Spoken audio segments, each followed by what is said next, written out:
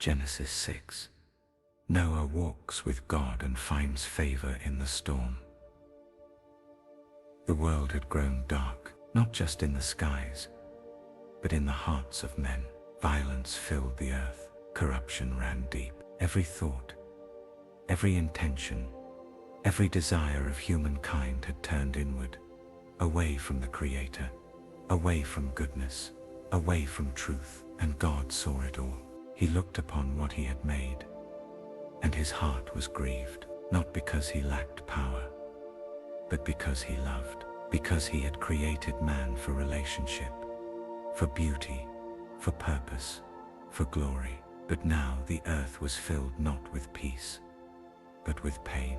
I will wipe from the face of the earth the human race I have created, the Lord said, for I am grieved that I have made them. But in the midst of the ruin, in the midst of the chaos, there was one man who stood apart, Noah. But Noah found favor in the eyes of the Lord. He wasn't perfect, but he walked with God. While the world rushed toward destruction, Noah walked slowly, faithfully, in step with the one who sees all, knows all, and redeems all. He lived with reverence. He listened when others mocked. He believed when others doubted. Noah was a righteous man, blameless among the people of his time, and he walked faithfully with God. And so the Lord spoke to him, I am going to put an end to all people, for the earth is filled with violence because of them.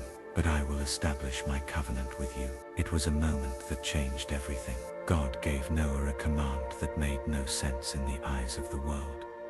Build an ark, a great vessel, massive in size, constructed not near water, but on dry land. And Noah obeyed. He built the ark according to every instruction, cubit by cubit, plank by plank, day by day. Through the ridicule, through the waiting, through the silence, he built because he believed. By faith Noah, when warned about things not yet seen, in holy fear built an ark to save his family. The rains had not yet come, but Noah knew, when God speaks, he keeps his word. And then when the ark was finished, the animals came, 2 by 2, as God had commanded, male and female of every kind, birds of the sky, beasts of the field, creeping things, all of creation finding refuge in the obedience of one man. Then the skies darkened. In the 600th year of Noah's life, all the springs of the great deep burst forth,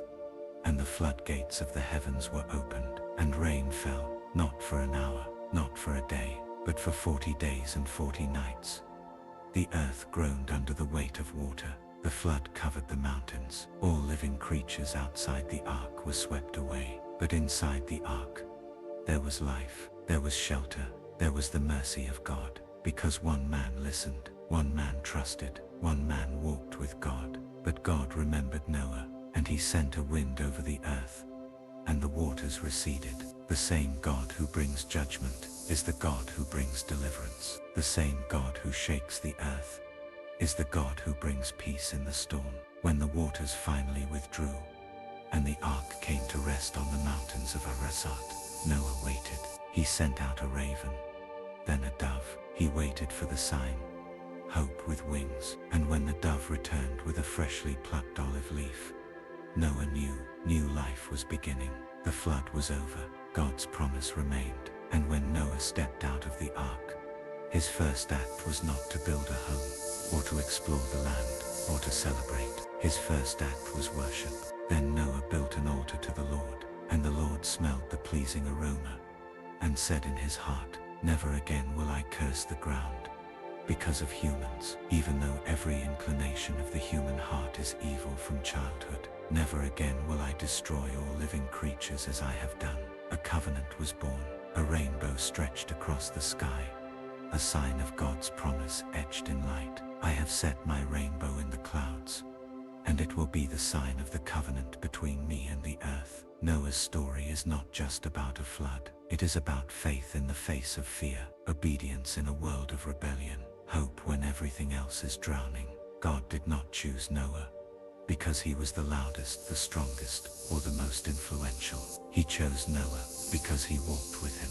And today the same invitation stands, to walk with God, to trust His voice, to obey, even when the skies are still clear and the ark seems unnecessary, because storms will come, but so will the rescue. And for all who walk with Him, there will always be a rainbow after the rain. But Noah found favor in the eyes of the Lord, and so can you.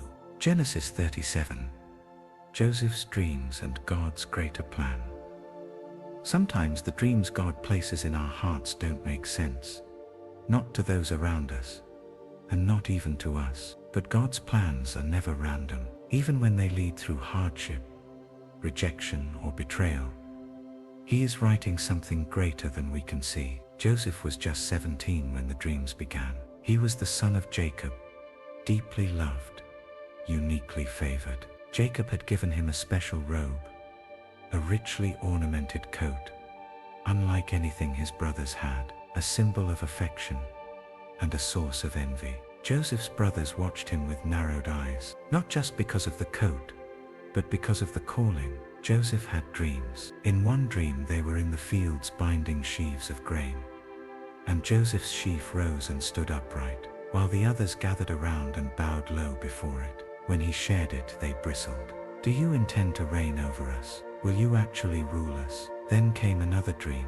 This time the sun, moon, and 11 stars were bowing down to him. Even his father rebuked him for it, though Jacob kept the matter in his heart, pondering what it could mean. The dream stirred something deep, something divine.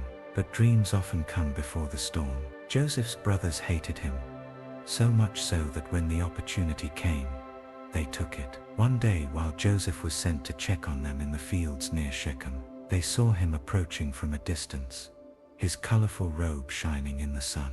"Here comes that dreamer," they sneered. "Let's kill him and see what becomes of his dreams." But God was still at work, even in their hatred. Reuben, the eldest, convinced them not to shed blood. Instead, they threw Joseph into a dry cistern, a pit in the ground, cold, dark, and empty, a place that felt like the end. But the story wasn't over. As they sat down to eat, a caravan of Ishmaelite traders appeared on the horizon, journeying toward Egypt. Judah spoke up. "What will we gain if we kill our brother? Let's sell him instead." And so they did. For 20 pieces of silver they handed their brother over. The dreamer was gone. They dipped his robe in goat's blood and brought it back to Jacob, saying they had found it in the wilderness. Jacob saw the robe, recognized it, and broke down in grief. "Surely a wild animal has devoured him."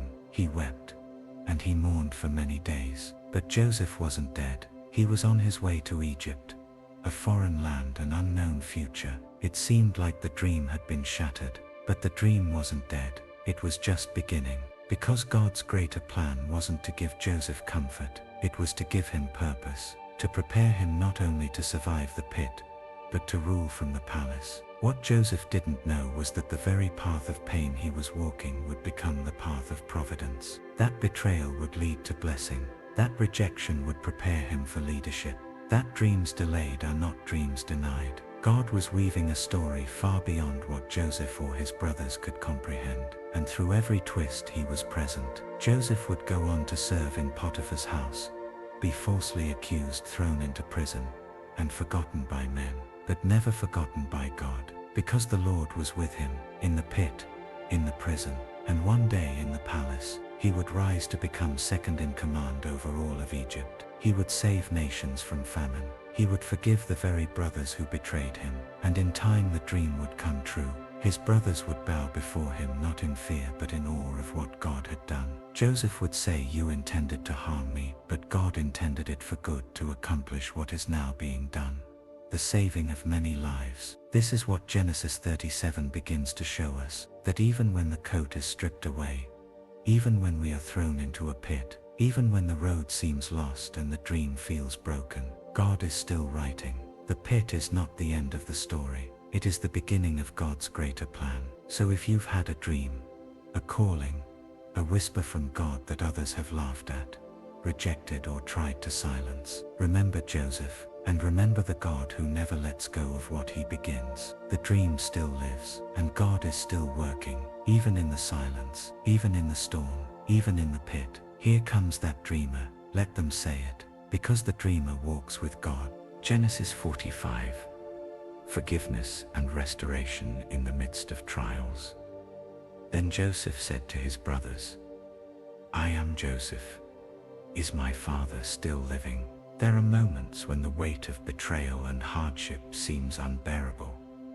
A time when wounds appear too deep to heal, and bitterness threatens to rule the heart. In the unfolding drama of Joseph's life, a moment arrived that would redefine pain as a pathway to profound forgiveness and restoration. Joseph, once cast into a pit and sold into slavery by his own brothers, had endured years of hardship from the slavery of Egypt to the solitude of imprisonment. All the while, God was working behind the scenes, fashioning a plan that no man could ever imagine.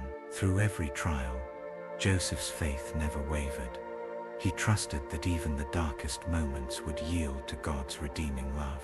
Then came the day of reckoning, when his brothers, burdened by guilt and fear, stood before him in the courts of Egypt. They had returned to their homeland, unaware that the dreamer they had once scorned was now a ruler, a man whose influence reached far and wide. As they bowed before him, their eyes filled with regret and terror, Joseph could no longer contain the emotions that had been kept hidden for so long. His voice trembled yet rang clear as he declared, I am Joseph. Is my father still living? In that moment, the years of separation, the wounds of betrayal, and the pain of loss seemed to converge. But instead of revenge, Joseph chose forgiveness. He invited his brothers to come closer. The halls that once echoed with anger and discord now resonated with sorrowful weeping, and the tender sound of reconciliation. His heart, scarred by past hurts, was mended by an overwhelming grace,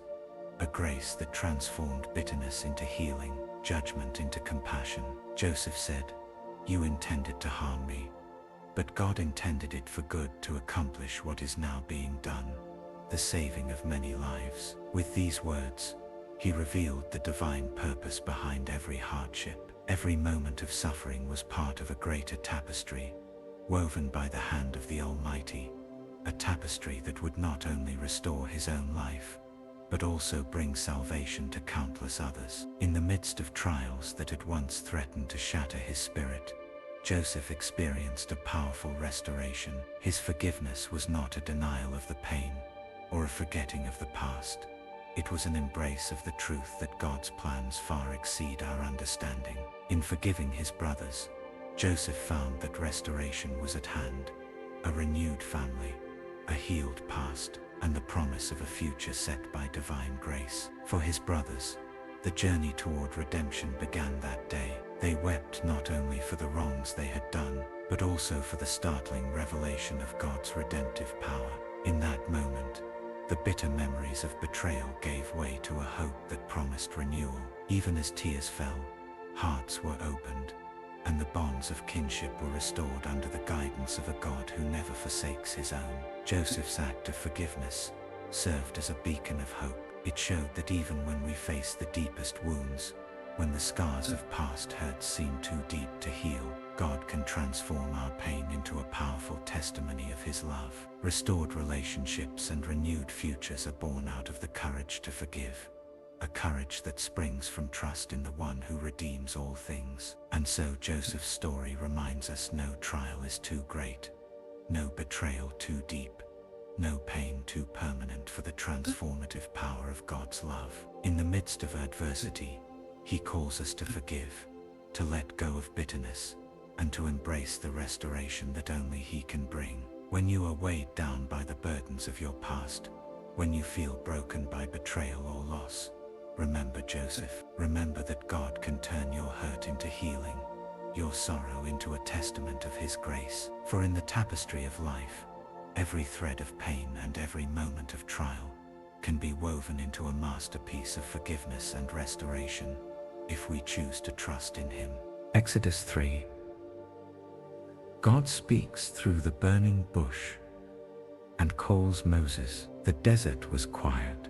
The sun hung high above the wilderness of Midian, casting long shadows across the rocky ground. Moses had spent years in this solitude, far from the palaces of Egypt, far from the cries of the Hebrew slaves, far from the man he used to be. He had fled in fear, burdened by failure, and now he watched over sheep that were not his own, on land that was not his home. It was an ordinary day, but God often speaks in the ordinary. And on this day, Moses came to Horeb, the mountain of God. As he led the flock, something caught his eye, a bush ablaze with fire, but it was not consumed. He turned aside to look. In the stillness of the desert, a voice called out from the flames, "Moses, Moses." And he answered, "Here I am." "Do not come any closer," the voice said. "Take off your sandals, for the place where you are standing is holy ground." Moses obeyed, his heart trembling. He had walked this wilderness for years, but never like this. Now the ground beneath his feet was holy, not because of the mountain, not because of the bush, but because God was there. "I am the God of your father, the God of Abraham, the God of Isaac, and the God of Jacob." And Moses hid his face. He was afraid to look at God. Then the Lord spoke words that would stir the course of history. "I have seen the misery of my people in Egypt. I have heard their cry. I know their suffering, and I have come down to rescue them." Tears may have filled Moses' eyes. After all these years, God had not forgotten. He had heard every cry, seen every whip, remembered every promise, and now the time had come for deliverance. But then came the call. "So now go. I am sending you to Pharaoh to bring my people out of Egypt." And Moses froze. Him? The exile, the runaway, the man who had failed. "Who am I?" Moses asked, "that I should go to Pharaoh and bring the Israelites out of Egypt?" But God did not answer his question with reassurance about Moses' abilities. He answered with a greater truth. "I will be with you." That was the promise. That was the power. Not who Moses was, but who God is. Still Moses hesitated. What if they ask, "What is his name? What shall I tell them?" And God replied with a name that echoed through time. "I am who I am. Tell them, I am has sent me to you." The name that holds all things together. The one who was, who is, and who will always be. The eternal, unchanging, all-powerful God. Then the Lord laid out the plan. How Pharaoh would resist, how miracles would unfold, how the people would be freed. Moses listened, but fear still lingered in his voice. "What if they do not believe me?" And God gave him signs. The staff turning into a serpent, the hand made leprous and restored. Proof that the Almighty would be with him. But still Moses pleaded, "I am not eloquent. I am slow of speech and tongue." And the Lord said, "Who gave human beings their mouths? Who makes them deaf or mute? Who gives sight, or makes them blind? Is it not I, the Lord? Now go, I will help you speak, and will teach you what to say." Still Moses begged, "Please send someone else." And the Lord's anger burned, not because of Moses' fear, but because he didn't trust that God would be enough. Yet even in his anger, God showed mercy. "What about your brother Aaron the Levite? I know he can speak well. I will help both of you speak, and I will teach you what to do." And so the call was confirmed, not because Moses was ready, not because he was strong, but because God had chosen him. Because God saw something beyond the failure, beyond the fear. He saw a servant who would walk with him, lead with him, and carry his name before kings. Moses returned to his flock. The fire in the bush had died down, but a greater fire now burned in his heart. He would go back to Egypt, back to the land of bondage, not as a prince, not as a fugitive, but as a servant of the living God. The journey would not be easy. Pharaoh's heart would be hard. The path would be long, but the Lord had spoken. The Lord had called. And when God calls, he also equips. He does not look for the perfect. He looks for the willing. So if you find yourself standing in a wilderness, unsure of your purpose, unsure of your voice, wondering if you have anything left to offer, remember Moses. Remember the bush that burned without being consumed. Remember the voice that called him by name. And remember this: the God who met Moses in the desert still speaks today. He sees your story. He hears your cry, and he knows your name. You may not feel ready. You may feel like you've missed your moment. But God is never late, and when He calls, He goes with you. Take off your sandals. The ground beneath you is holy. Exodus 20.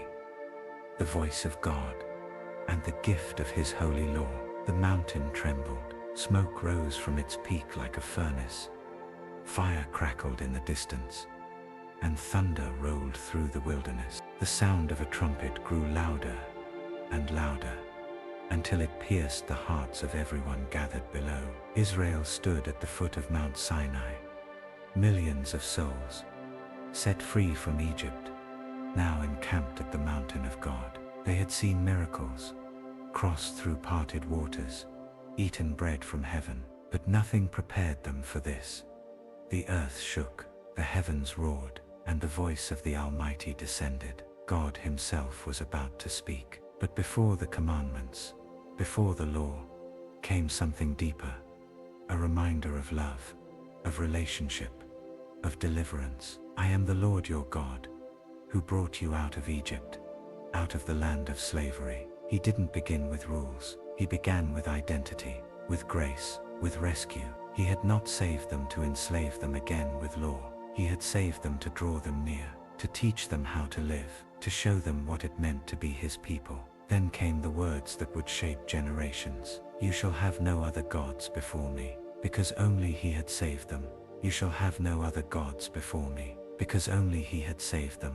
Only He had parted the sea. Only He had heard their cries and answered. You shall not make for yourself an image. No idols, no substitutes. Nothing man-made could ever capture the beauty, the glory, the holiness of the one who spoke from the fire. You shall not misuse the name of the Lord your God. His name was not a tool, not a charm, not to be taken lightly. His name was power. His name was presence. Remember the Sabbath day by keeping it holy. Rest, a divine pause, a rhythm built into creation itself, a reminder that we are not machines, but souls made for communion with God. Honor your father and your mother, because the family was the first community, the first reflection of God's order, God's love, and God's covering. You shall not murder. Life was sacred, every breath a gift, every soul formed by the hand of the Creator. You shall not commit adultery, because love was meant to be faithful. Covenants were meant to last. You shall not steal, because we were made for generosity, not greed. You shall not give false testimony against your neighbor. Truth matters, integrity matters. Words can heal or destroy. You shall not covet, because peace doesn't come from having more. It comes from trusting the one who gives all things in His time. These were not cold commands carved in stone. They were invitations, boundaries of love, markers of holiness, a path to flourishing. But as God spoke, the people trembled. The mountain burned with fire. The earth quaked and their hearts grew faint. They cried out to Moses, "Speak to us yourself and we will listen. But do not have God speak to us or we will die." And Moses answered them gently, "Do not be afraid. God has come to test you, so that the fear of Him will keep you from sinning." So the people stood at a distance, while Moses drew near to the thick darkness where God was. He entered the cloud alone, into the presence, into the fire. But one day, the veil would be torn. One day, another mountain would rise, not of stone and smoke, but of a cross and blood. And God's law would no longer be written only on tablets of stone, but on hearts of flesh. Yet even now, even here, His voice still speaks, not in thunder, not in fear, but in truth, in holiness, in love. The commandments are not relics of an ancient past. They are living words from a living God, a gift of divine wisdom in a world searching for meaning. He calls us, not just to obey, but to draw near, to walk in His ways, to live as His people, to remember who we are. And when the path feels narrow, when the world calls us to another way, we return to the mountain. We remember the fire, the voice, the law written in love. For the same God who once thundered from Sinai still speaks, and the invitation remains. You are my people, walk in my ways, and I will be your God. Leviticus 26. God's covenant blessings for obedience. The desert wind moved gently across the camp. It was quiet now, The noise of the golden calf, the rebellion, the complaints, they had faded. Now came something deeper, a moment of covenant, a moment of choice. God was not merely gathering a people, he was shaping a nation. And with that calling came a promise, a holy relationship, a path of obedience and blessing, or disobedience and consequence. From the heart of the tabernacle, where his presence rested among them, God spoke to Moses, "If you follow my decrees and are careful to obey my commands." It was not a demand, it was an invitation, a covenant, grounded in love. "I will send you rain in its season. The earth would yield its harvest, the trees would bear fruit, the fields would thrive. There would be abundance, not by the strength of their hands, but by the faithfulness of their God. You will eat all the food you want and live in safety in your land. No more fear, no more hunger, no more striving, just peace, shalom. I will grant peace in the land, and you will lie down, and no one will make you afraid." Not only provision, but protection. Enemies would fall away, swords would rest in their sheaths, children would sleep without fear, because the Lord himself would be near. "I will look on you with favor, and make you fruitful and increase your numbers." The nation would grow, families would thrive, generations would rise to worship the Lord. But the promise didn't end with prosperity. It reached even deeper. "I will walk among you and be your God, and you will be my people." This was the heart of the covenant. Not just land, not just crops or safety, but presence. God himself dwelling with them, not distant, not silent, but near, walking with his people like he once walked in the garden, speaking, guiding, loving. "I am the Lord your God who brought you out of Egypt, so that you would no longer be slaves." He reminded them of who they were, no longer bound, no longer forgotten. They were his. He had broken the yoke that oppressed them. He had lifted their heads. And yet, love gives a choice. "But if you will not listen to me and carry out all these commands," a different path lay before them, not of blessing, but of sorrow.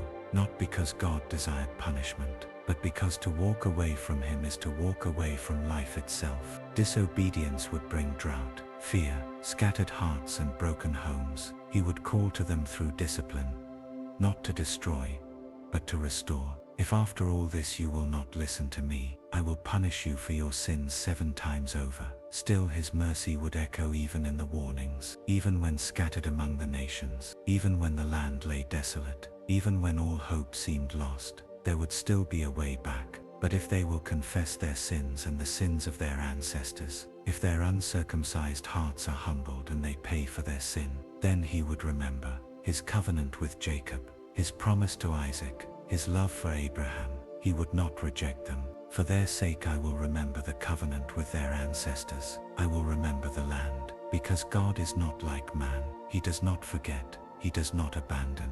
Even when his people are faithless, he remains faithful. Even in discipline, his heart aches to restore. The covenant is not just about rules, it's about relationship, about trust, about walking with God and allowing his presence to shape every part of life. And today, though the covenant has been fulfilled in Christ, the principle remains. Obedience is not about control, it's about communion. When we walk in his ways, we walk in the path of blessing, not always easy, but always full of his presence. And when we wander, he waits, calling us back, promising that restoration is always possible for the one who returns. "I will walk among you and be your God." This was the promise then, and it is still the promise now. Let us walk with him, hearts yielded, steps faithful, eyes lifted to the one who remembers mercy and delights in blessing his people. Number 6. The Lord bless you and keep you always. The Lord bless you and keep you. The Lord make his face shine on you and be gracious to you.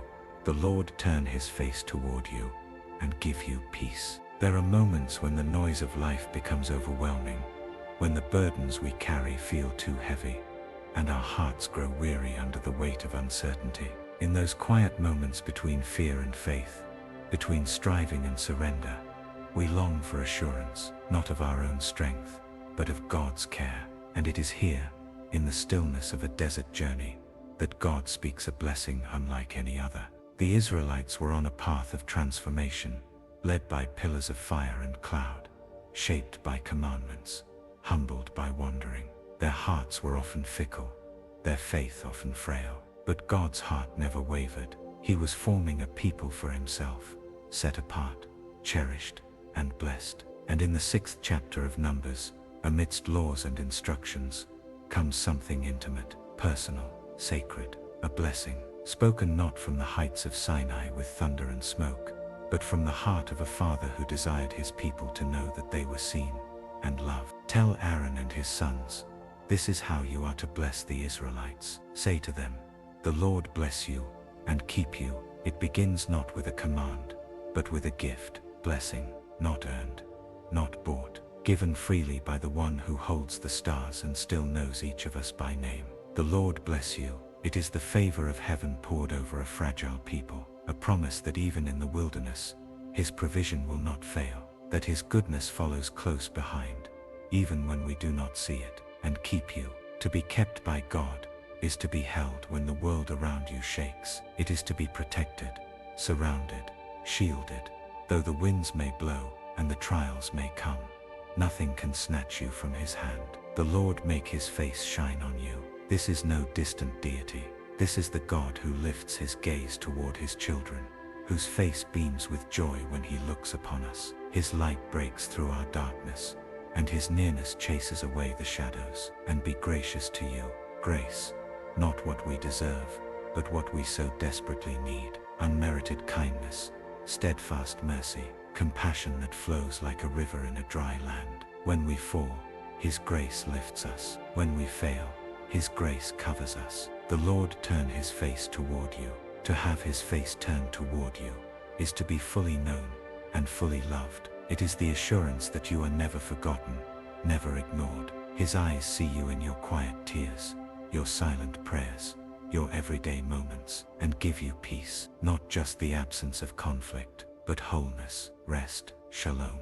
A peace that settles deep within, untouched by circumstance, anchored in his presence. It is the peace of being held by the one who commands the seas and still speaks peace over storm-tossed hearts. This blessing was not merely poetic, it was priestly, it was holy. God declared, so they will put my name on the Israelites, and I will bless them. To bear his name was to carry his presence. It was identity, belonging, a seal of divine affection that no wilderness, no failure, no enemy could take away. And now, centuries later, this blessing still echoes. It is not confined to tabernacles or tents. It speaks across time, to every heart that feels alone, to every soul that wonders if they are seen, to every spirit longing for rest. The Lord bless you and keep you. This is his heart, to bless, to keep, to shine his face upon you, not in anger, but in love, to be gracious when you stumble,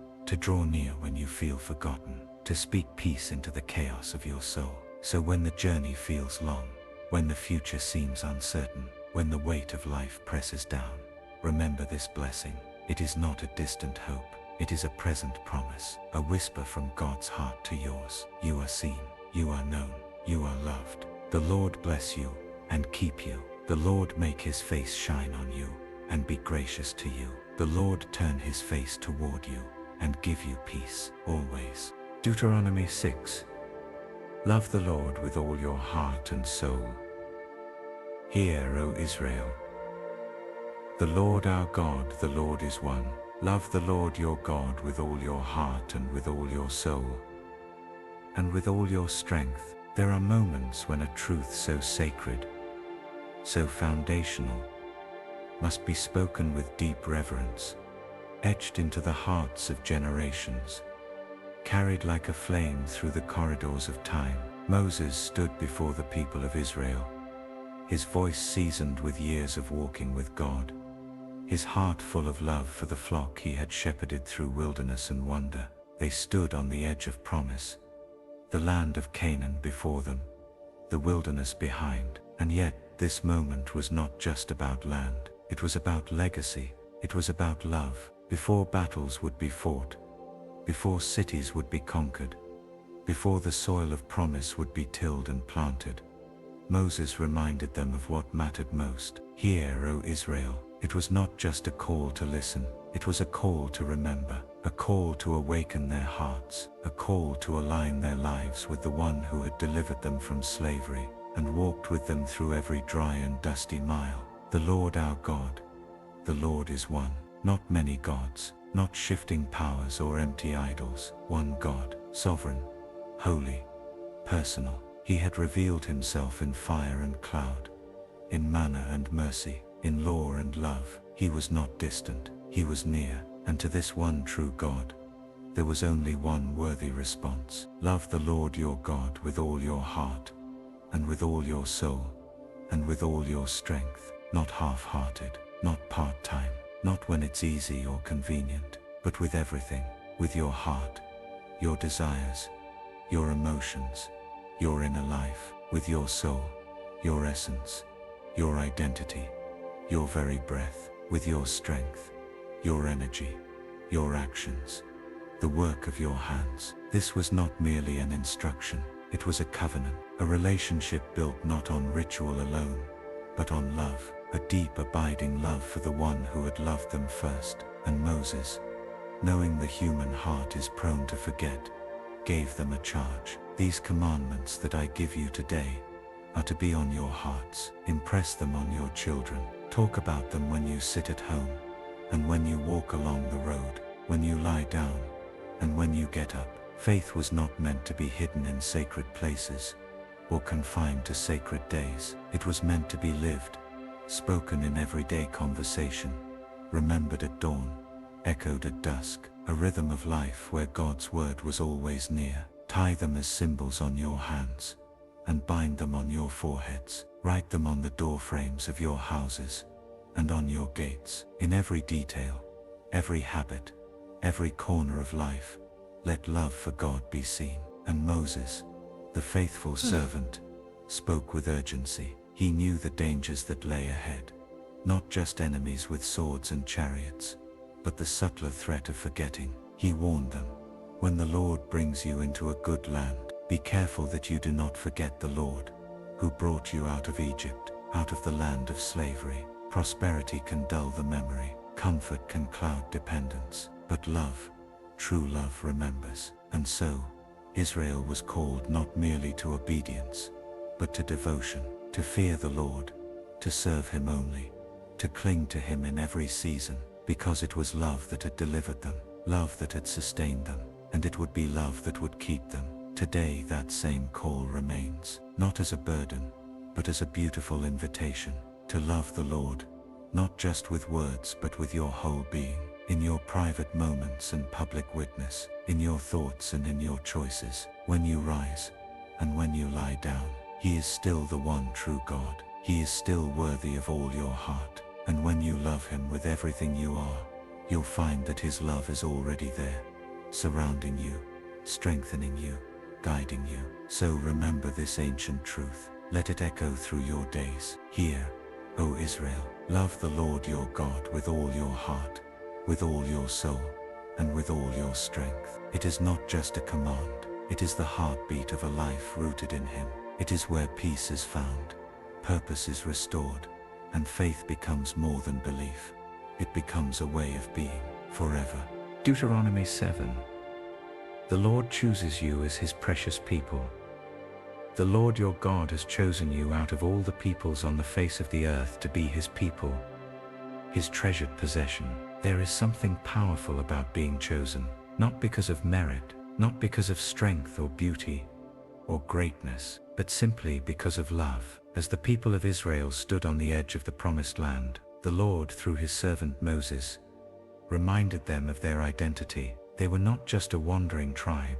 They were not just survivors of slavery or travelers of the wilderness. They were chosen. They were his. Moses' voice carried the weight of divine truth, speaking to hearts that would soon be tempted to forget. The Lord your God will bring you into the land you are about to possess, he said. He will drive out the nations before you, 7 nations stronger and more numerous than you. But this conquest would not be achieved by Israel's might. It would be the hand of God who went before them, He would fight their battles, he would break down the walls, and in return he asked for their loyalty, their hearts. They were to make no alliances with the nations, no covenants, no compromises, not because God despised those people, but because he loved his people too much to see them led astray. Do not intermarry with them, Moses warned, for they will turn your sons away from following me to serve other gods. God was not commanding separation for the sake of isolation.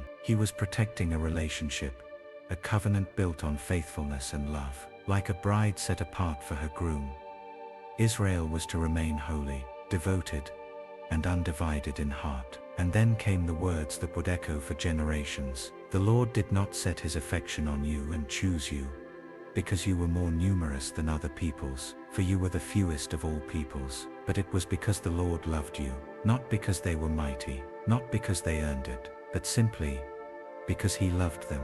In a world that measures worth by size, strength, and success, God's love speaks a different language. He chooses the humble, he lifts the lowly, he sets his affection on the overlooked and the outnumbered. Israel was chosen not to boast but to bless, not to dominate but to declare the goodness of God to the nations. Know therefore that the Lord your God is God.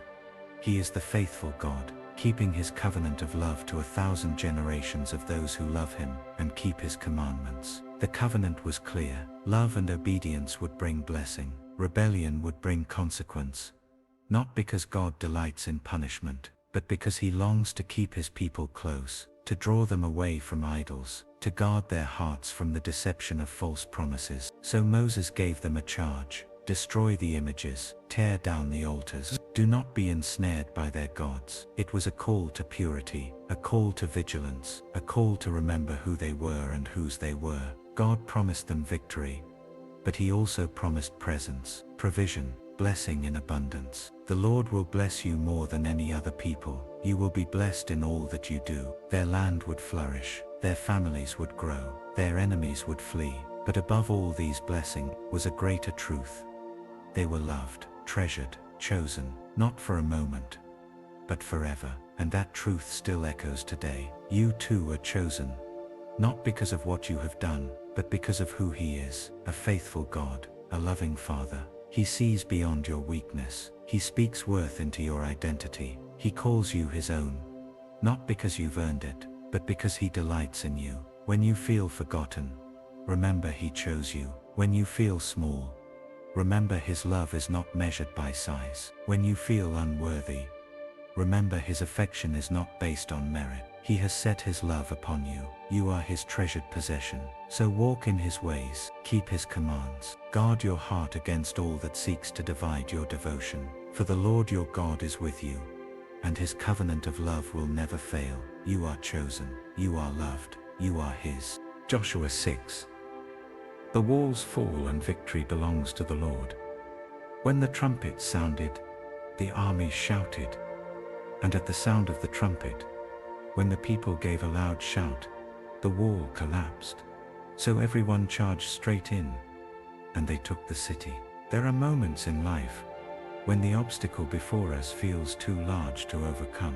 A wall that seems unmovable, a burden too great, a situation so fortified by fear, doubt, or impossibility that it leaves us paralyzed. Jericho was that wall, a mighty city with walls thick enough to race chariots on top. Its gates were tightly shut, and no one went in or out. To the Israelites, who had just crossed the Jordan River into the land of promise, it was the first and fiercest sign that this would not be an easy journey. And yet it was also a sign that God was still with them. Joshua, the leader of Israel, stood in awe as he looked upon Jericho. And then the Lord spoke, "See, I have delivered Jericho into your hands, along with its king and its fighting men." The promise came before the miracle. God was not asking Joshua to believe after the walls had fallen. He was asking him to trust while the walls still stood. But the strategy God gave was unlike any other. March around the city once with all the armed men.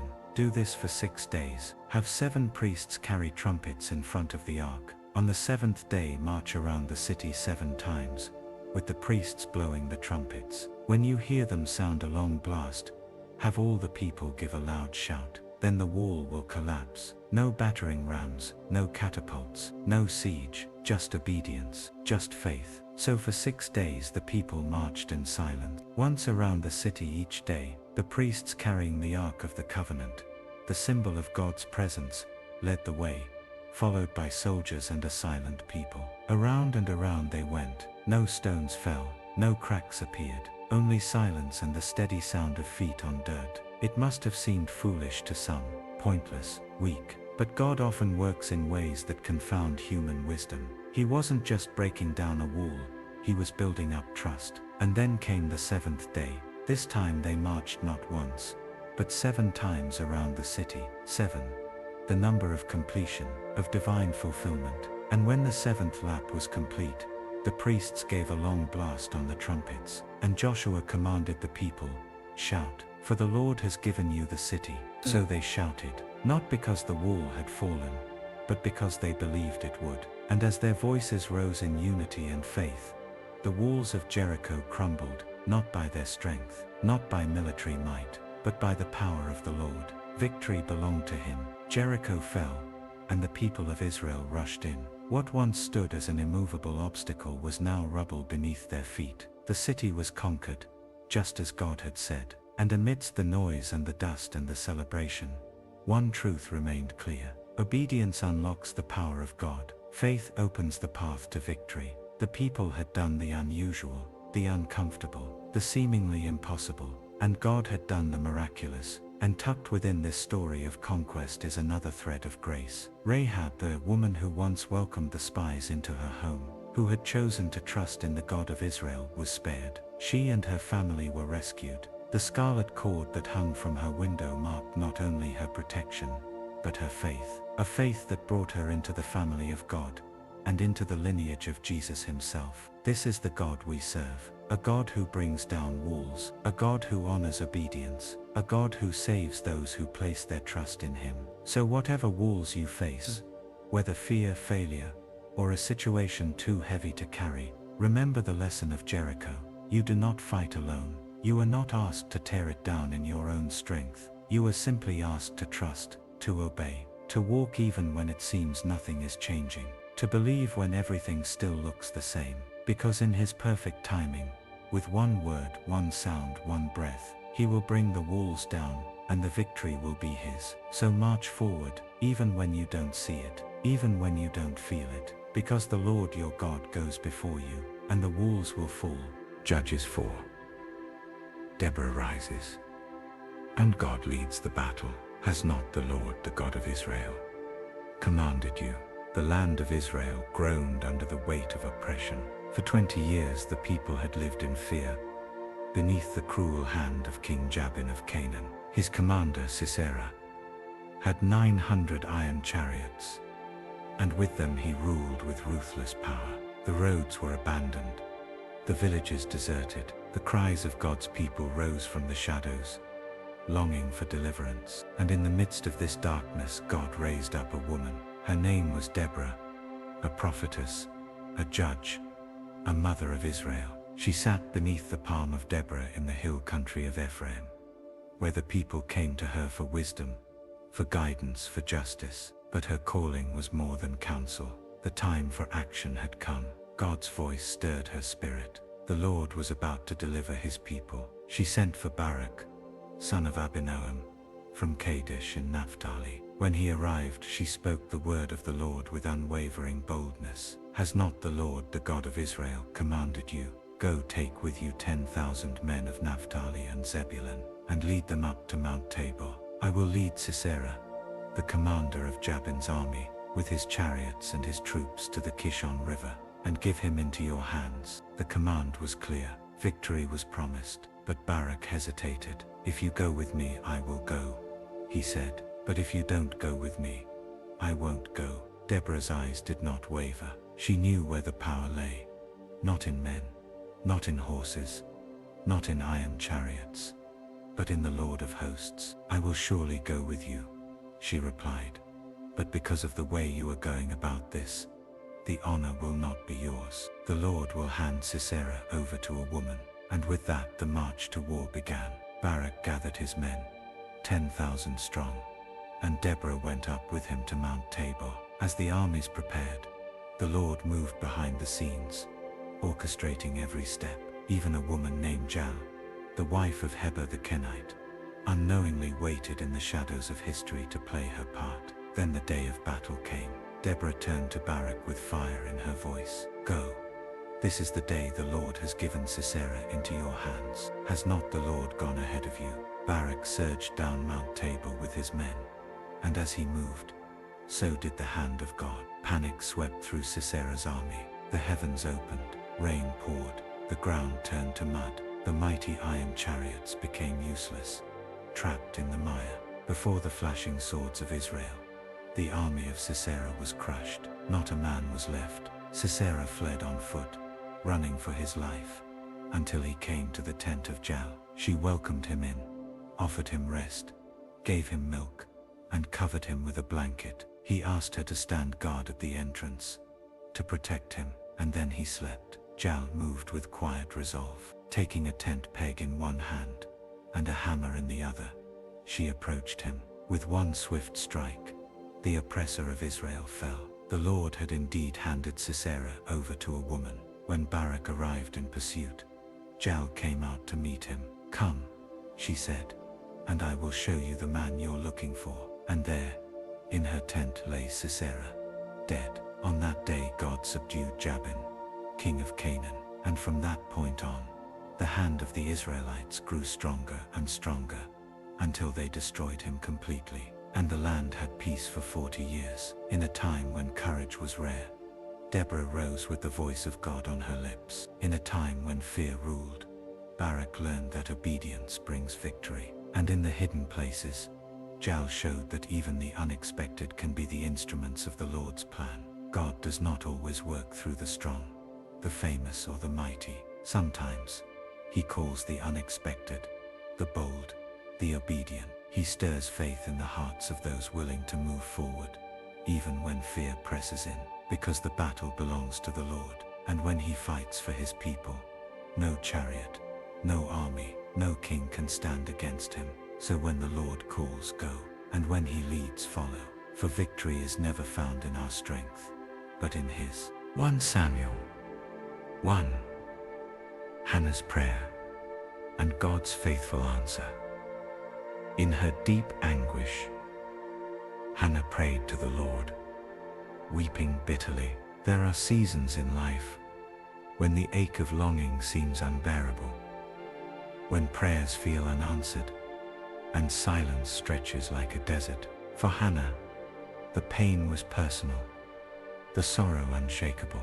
She was loved but empty, cherished by her husband Elkanah, yet scorned by her inability to bear a child. And year after year, as they went up to the house of the Lord in Shiloh, the burden of barrenness followed her. Her rival, Peninnah, had children, and with each visit to the temple, each offering given, Peninnah's taunts grew sharper. Her words cut deep, reminding Hannah of what she lacked, stirring up pain rather than peace. Though Elkanah tried to comfort her with words of love and gifts of favor, nothing could soothe the ache of a mother's heart that had no child. But in her pain, Hannah did not turn bitter. She turned to the Lord. In the quiet of the temple, she stood and poured out her soul. Her prayer wasn't loud or polished. Her lips moved, but her voice was silent. She wept, she pleaded, she made a vow. Lord Almighty, if you will only look on your servant's misery and remember me, then I will give him to the Lord for all the days of his life. Her heart was open before God, her sorrow laid bare. But to the priest Eli, her silent anguish looked like drunkenness. He rebuked her, misunderstanding her brokenness. I am a woman who is deeply troubled, Hannah replied. I was pouring out my soul to the Lord. I have been praying here out of my great anguish and grief. And in that moment, God began to turn her story. Go in peace, Eli said, and may the God of Israel grant you what you have asked of him. Something shifted. Hannah rose, no longer weighed down. She returned to her family, her face no longer downcast. Though her situation had not yet changed, her heart was now full of trust. Her hope was placed not in circumstances, but in the faithfulness of her God. And in time, the Lord remembered her. She conceived, she bore a son, and she named him Samuel, saying, "Because I asked the Lord for him." Hannah had made a vow, and she did not forget it. When Samuel was weaned, she brought him to the house of the Lord. With joy and surrender she gave him back to the one who had heard her cry. "I prayed for this child, and the Lord has granted me what I asked of him. So now I give him to the Lord. For his whole life he will be given over to the Lord." It was a sacrifice of love, a mother letting go, trusting that God's plan was greater than her own. Her story was no longer one of sorrow, but of surrender. Her prayer had become praise. Her mourning had turned to joy. And in the quiet places of the temple, a young boy began to grow in the presence of the Lord, his life a testimony to the power of prayer, the faithfulness of God, and the strength of a woman who trusted him completely. Hannah's story is more than the gift of a son. It is a picture of a heart surrendered. It is a song of hope for all who wait, all who pray, and all who weep. When the night feels long and the silence stretches on, remember Hannah. When your prayers feel unanswered and your heart is heavy, remember her faith. When the world misunderstands your pain and the tears won't stop falling, remember her surrender. For the God who heard Hannah hears you too. He sees, he remembers, he answers, and in his perfect time, he brings joy out of sorrow, purpose out of pain, and new life out of what once felt empty. Trust in him, for he is faithful. 1 Samuel 3. Speak, Lord, for your servant is listening. Then the Lord came and stood there, calling as at the other times, Samuel, Samuel. Then Samuel said, Speak, for your servant is listening. There are seasons in life when the voice of God seems distant, when the world grows loud, and the silence of heaven feels almost deafening. But even in the stillness, even when the word of the Lord is rare, he is still speaking. And when the heart is willing to listen, the voice of God can break through the quiet and change everything. In those days the boy Samuel served the Lord under Eli, the aging priest whose eyesight was failing, and whose sons had dishonored the sacred duties of their calling. The word of the Lord was rare, and visions were not widespread. The people had grown dull to the divine, reverence had faded, but God was not finished with his people. One night while the lamp of God still burned in the tabernacle, Samuel lay sleeping near the Ark of the Covenant. It was a posture of closeness, a nearness to the presence of the Lord, though he had not yet known his voice. Then it came, Samuel. The boy stirred and ran to Eli, thinking the voice belonged to the priest. Here I am, he said. You called me. But Eli had not called him. Go back and lie down, the priest replied. Twice more the voice came, gentle, yet unmistakable. Samuel. And twice more the boy rose and went to Eli, eager to respond, but confused. Only then did Eli realize what was happening. The Lord is calling the boy, he said. Go and lie down, and if he calls you again, say, Speak, Lord, for your servant is listening. Samuel returned to his place and waited. Then the Lord came and stood there, calling as before, Samuel, Samuel. And the boy answered with a heart open and ready. Speak, for your servant is listening. It was in that sacred moment, in the quiet obedience of a child's heart, that the Lord began something new. God revealed his word to Samuel, not just a message but a calling. He entrusted the boy with a vision, a prophecy that would shake the house of Eli and mark the beginning of Samuel's journey as a prophet of the Most High. The message was not easy. It was a word of judgment, a warning of what would come to pass. Yet Samuel did not shrink back. He rose early and opened the doors of the house of the Lord, faithful in his service even when burdened by the weight of what he had heard. When Eli asked him to share the word, Samuel held nothing back. He spoke with truth, not out of pride, but out of obedience. Eli, though grieved, received it with humility. He is the Lord, let him do what is good in his eyes. And from that day forward the Lord was with Samuel. None of his words fell to the ground. All of Israel from Dan to Beersheba recognized that the Lord had established him as a prophet. God had found in Samuel a heart that listened. Ears attuned to heaven, a life surrendered to his voice. In a time when visions were rare and the sacred had been dishonored, God chose a child to be his messenger, not for his wisdom, not for his strength, but because Samuel was willing to listen. Speak, Lord, for your servant is listening. That simple prayer became the gateway to a life of divine purpose, a life that would lead Israel through transition, crown kings, and echo with the faithfulness of God through every generation. And that prayer still holds power today. In a world of noise and distraction, the voice of the Lord calls out. Sometimes it comes in whispers, sometimes in the stillness of night, but always it seeks the willing heart. To hear him we must draw near. To receive his word we must quiet our own. To follow his lead we must first listen. Like Samuel, we may not always understand at first. The voice may be unfamiliar, the calling may feel weighty, but when we respond with open hearts, when we say, "Speak, Lord," we make room for heaven to move in our lives. God still speaks. He speaks through his word. He speaks through his spirit. He speaks through the quiet moments when we lay our hearts before him, and when we answer with the words of Samuel.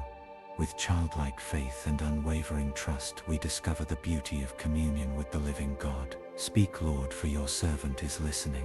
May that be our prayer, not just once but every day, because a listening heart is a heart God can use. A listening heart is a heart God can fill, and a listening heart will never miss the voice that matters most. 2 Samuel 22.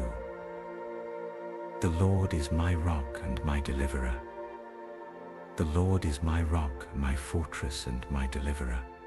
There are moments when the weight of life presses hard, when battles leave scars, and the heart grows weary from the fight. But there, in the midst of every trial, stands the unshakable presence of God. He is not distant. He is near, a rock, a refuge, a deliverer in times of distress. David knew this truth well. After years of warfare, betrayal and hardship, the Lord gave David rest from all his enemies. And in that moment of peace, David did what his heart had longed to do. He sang a song of deliverance, a song of remembrance, a song of praise to the God who had never left his side. The Lord is my rock, my fortress and my deliverer.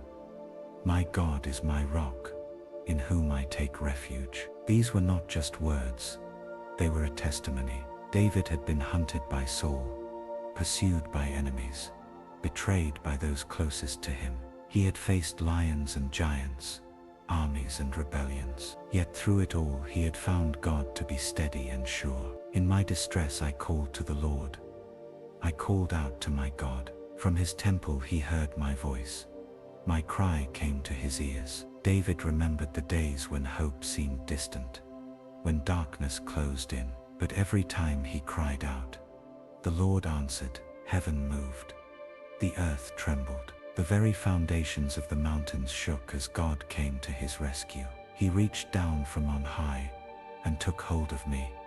He drew me out of deep waters. David had felt overwhelmed, drowning beneath the weight of fear and opposition. But God did not abandon him.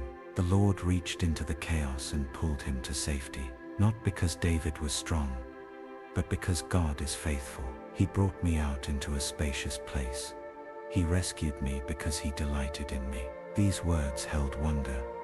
God had not only saved David, he had done so with joy. He delighted in him, not for his perfection, but for his heart. A heart that trusted, a heart that turned back even after failure, a heart that believed God would come through. David continued his song, declaring the righteousness of God. He spoke of clean hands and a pure heart, not as boasts, but as evidence of a life surrendered. He acknowledged that the Lord had rewarded him according to his faith, not his strength. To the faithful, you show yourself faithful. To the blameless, you show yourself blameless. David understood that God meets people where their hearts are. He lifts the humble and opposes the proud. He strengthens the weak and brings down the arrogant. In David's life, this had proven true time and time again. You, Lord, are my lamp. The Lord turns my darkness into light. There had been many dark nights. Nights of hiding in caves, of weeping in silence, of wondering how the promise could ever come true. But the Lord had never left him in the shadows. With each trial, God brought light. He turned sorrow into songs and mourning into strength. With your help I can advance against a troop.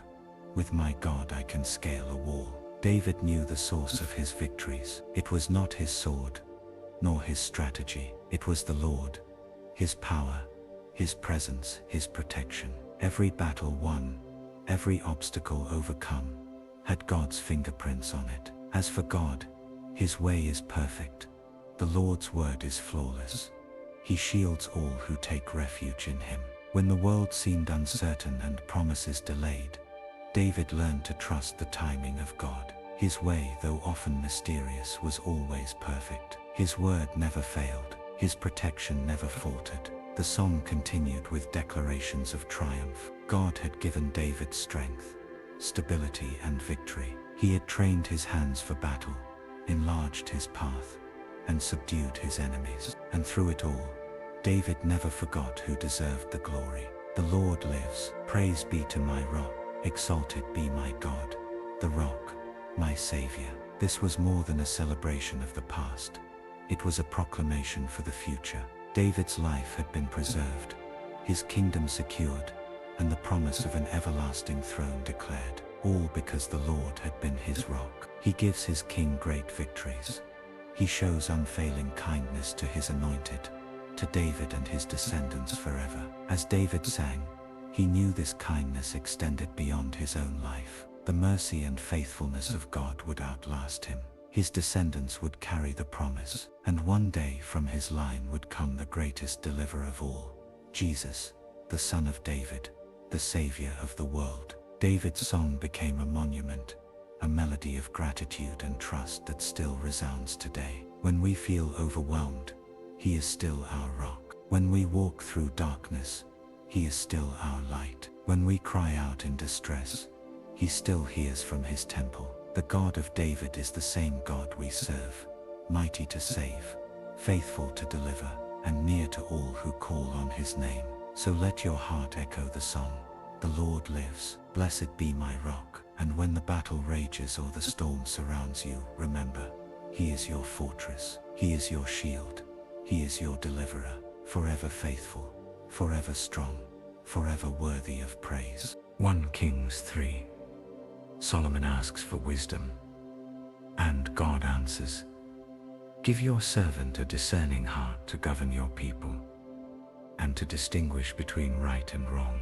There are moments in life when the weight of responsibility presses in, and the soul realizes it cannot carry the burden alone. In those moments, humility becomes strength, and the cry for wisdom becomes a doorway to divine blessing. Solomon was young when he became king, stepping into the footsteps of his father David, a man after God's own heart. The kingdom was now his to lead, but the path ahead was vast, the people many, and the decisions weighty. And so Solomon did something few leaders would dare to do. He admitted his need. He began his reign with worship. Solomon went to Gibeon, where the most important high place stood, and there he offered 1,000 burnt offerings on the altar. It was an extravagant act of devotion, a bold declaration of honor to the God who had placed him on the throne. That night, as he lay in Gibeon, the Lord appeared to him in a dream. "Ask for whatever you want me to give you," God said. It was an invitation filled with possibility, riches, power, long life, victory over enemies. The options were limitless. But Solomon's heart was not drawn to selfish gain. Instead, he responded with reverence. "You have shown great kindness to your servant my father David, because he was faithful to you and righteous in heart. And now you have made me king in his place. But I am only a little child, and do not know how to carry out my duties." His words were not of pride, but of humility. Solomon knew the task before him. The people he was to lead were not his. They belonged to God. They were a great nation, too numerous to count, and he, their king, did not ask for conquest or comfort, but for the one thing that could truly guide him. So give your servant a discerning heart to govern your people, and to distinguish between right and wrong. For who is able to govern this great people of yours? And the Lord was pleased. God saw in Solomon a heart that sought not self but service, a king who understood that leadership without wisdom would falter, a ruler who valued understanding above power. And so God responded with a promise that would mark Solomon's reign forever. Since you have asked for this and not for long life or wealth for yourself, nor have asked for the death of your enemies, but for discernment in administering justice, I will do what you have asked. God granted Solomon a wise and discerning heart, one unlike any before him, or any to come after. But the Lord did not stop there. Moreover, I will give you what you have not asked for, both wealth and honor, so that in your lifetime you will have no equal among kings. And if you walk in obedience to me, and keep my decrees and commands as your father David did, I will give you a long life. When Solomon awoke, the dream had ended, but the promise had only begun. He returned to Jerusalem, stood before the Ark of the Covenant, and offered sacrifices and fellowship offerings to the Lord. Then he gave a feast for all his servants, a celebration not of personal gain, but of divine favor. And soon the wisdom God gave him would be tested. 2 women came before him, both claiming to be the mother of the same child. There were no witnesses, no clear evidence. The situation was fraught with pain and uncertainty. Yet Solomon, filled with God-given insight, discerned the truth not by accusation, but by the heart. Bring me a sword, he said. Cut the living child in 2, and give half to each woman. The real mother cried out in agony, willing to give up her child rather than see him harmed. And with that Solomon knew the truth. Do not kill the child, he said. Give him to the woman who begged for his life. She is his mother. Word of Solomon's wisdom spread quickly. All Israel heard of the judgment and stood in awe, realizing that God had given their king wisdom to administer justice. What began with a dream became a legacy. Solomon's request for wisdom became a model for generations to come, a reminder that true greatness is found in humility, that divine understanding surpasses earthly power, and that God delights in hearts that seek his guidance. In our own lives, when faced with challenges, decisions and responsibilities too great to bear, we are invited to do the same, to come before the Lord not with pride or demands, but with a simple, honest prayer. Give your servant a discerning heart. And just as he did with Solomon, the Lord still answers. He gives wisdom to those who ask in faith. He leads those who acknowledge their need. He honors those who honor him, not just with words but with a heart devoted to his will. So when you stand at a crossroads, when leadership or life calls for more than you have, remember the story of Solomon, not the king of splendor and riches, but the young man who knelt in worship and asked for wisdom, and trust that the same God who answered him will answer you. 2 Kings 2. Elijah is taken to heaven in a chariot of fire. As they were walking along and talking together, suddenly a chariot of fire and horses of fire appeared and separated the 2 of them, and Elijah went up to heaven in a whirlwind. The time had come. The journey that began with a whisper on Mount Horeb was nearing its divine conclusion. Elijah, the prophet who had called down fire from heaven, who had stood boldly against kings and false prophets, was now nearing the end of his earthly mission. But his departure would not be like any other. It would not be marked by death or burial, but by glory and awe. An exodus, not of flesh but of fire. He knew it. So did Elijah. Together they walked, step by step, from Gilgal to Bethel, from Bethel to Jericho, from Jericho to the Jordan. And at each place the company of prophets came out and whispered the same question to Elijah. Do you know that the Lord is going to take your master from you today? I know, Elijah replied, but do not speak of it. Elijah's heart was heavy, yet resolute. He would not leave Elijah's side, not for a moment. The one who had mentored him, who had taught him to listen for the voice of the Lord in stillness and in fire, was about to be taken, and Elijah would not let go until the very end. Then came the Jordan River. 50 men stood at a distance watching. Elijah took his cloak, rolled it up, and struck the waters, and the river parted. The two prophets crossed over on dry ground, a moment reminiscent of Moses and the Red Sea, of Joshua and the Promised Land. The God who had moved through history was moving still. Once across, Elijah turned to Elijah. "Tell me, what can I do for you before I am taken from you?" And with boldness, Elijah asked not for wealth, not for fame, but for the heart of a prophet. "Let me inherit a double portion of your spirit." Elijah looked at him solemnly. "You have asked a difficult thing, yet if you see me, when I am taken from you, it will be yours. Otherwise, it will not." Then it happened, as they walked and talked, suddenly the heavens opened. A chariot of fire, drawn by horses of flame, appeared between them. In a whirlwind of divine power, Elijah was lifted from the earth and carried to heaven. Elijah cried out in anguish and awe, my father, the chariots and horsemen of Israel." And then Elijah was gone. Only his cloak remained. Elijah picked it up. The garment once worn by the fiery prophet was now his. A mantle passed, a calling confirmed. He walked back to the Jordan River, alone but not abandoned. He took the cloak, struck the waters, and called out, "Where now is the Lord, the God of Elijah?" The waters parted again. The same God who had parted seas for Moses, rivers for Joshua, and fire for Elijah, now moved for Elijah. And those who watched from a distance said, "The spirit of Elijah is resting on Elijah." The story of Elijah did not end in death, but in glory. He had been faithful in the wilderness, bold before kings, and obedient to the still small voice of God. And in the end he was taken, not in silence, but in a chariot of fire, a heavenly escort for a servant well pleasing to the Lord. His departure marked the continuation, not the conclusion, of God's work. Elijah would now carry the mantle, but the power remained the Lord's. Even today, Elijah's ascent reminds us that those who walk closely with God leave a legacy far greater than themselves. Their lives become a testimony, their obedience a spark that ignites future generations. And the God who carried Elijah in a whirlwind still reigns,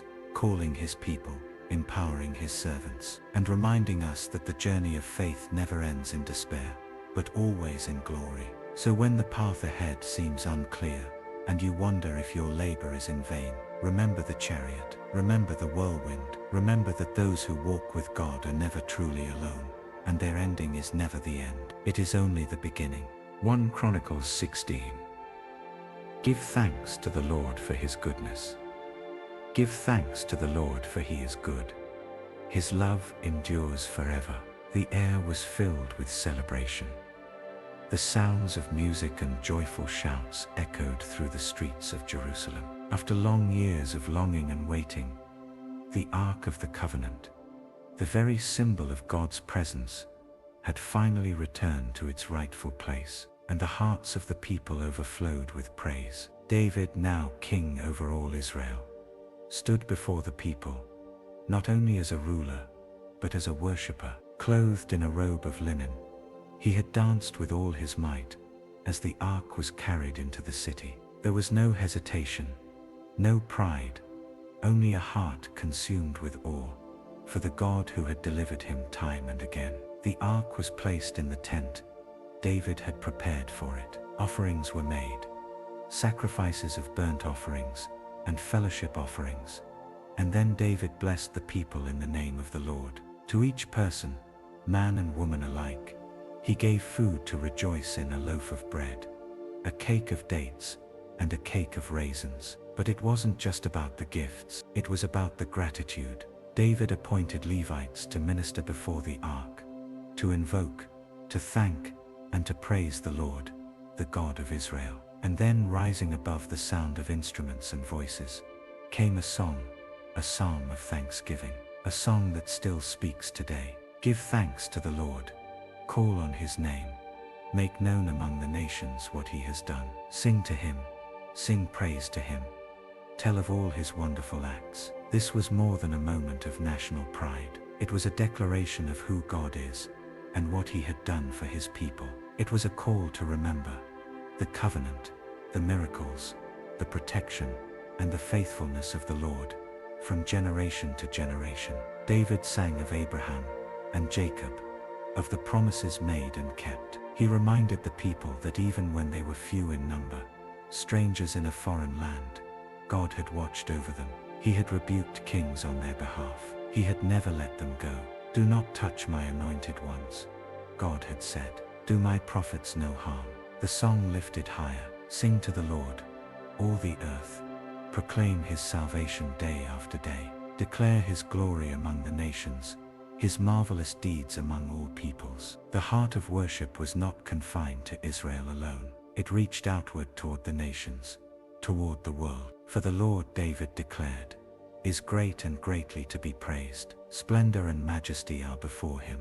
Strength and joy are in his dwelling place. Give to the Lord, you families of nations, the song cried. Give to the Lord glory and strength. Ascribe to the Lord the glory due his name. The ark had returned, but more than that, hearts were turning toward gratitude, toward reverence, toward the one who had made all things and sustained his people through every trial. Let the heavens rejoice, let the earth be glad.